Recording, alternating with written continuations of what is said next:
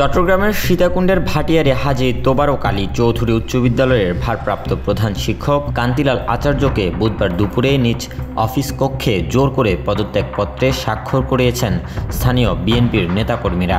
এ সময় তারা ওই শিক্ষকের সাথে নানা রকম দুর্ব্যবহার করেন বলে জানিয়েছেন বিদ্যালয়ের শিক্ষার্থীরা। এদিন দুপুরে বিদ্যালয়ে চলছিল অ্যাডহক কমিটির সভা।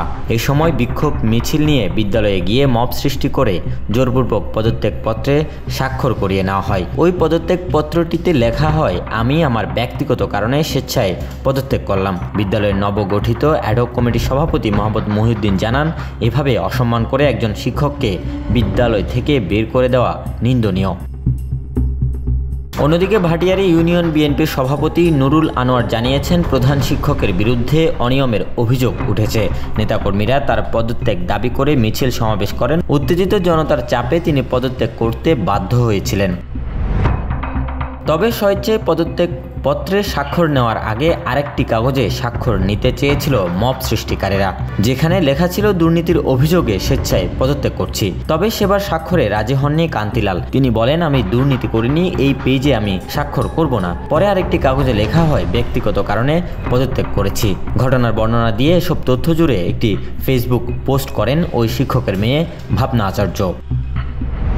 তিনি বলেন, ৩৫ বছর চাকরিরত থাকার পর বাবার এই পরিণতি পরিবারের কেউ মেনে নিতে পারছে না। অপমানে অসুস্থ হয়ে পড়েছেন তার বাবা।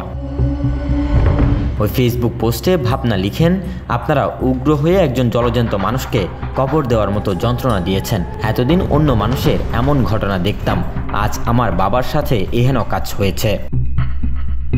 প্রধান শিক্ষককে জোর করে পদত্যাগ করানোর বিষয়টি জেনে এ বিষয়ে পরবর্তী আইনগত ব্যবস্থা গ্রহণ করা হবে বলে জানিয়েছেন ইউএনও মোহাম্মদ ফখরুল ইসলাম।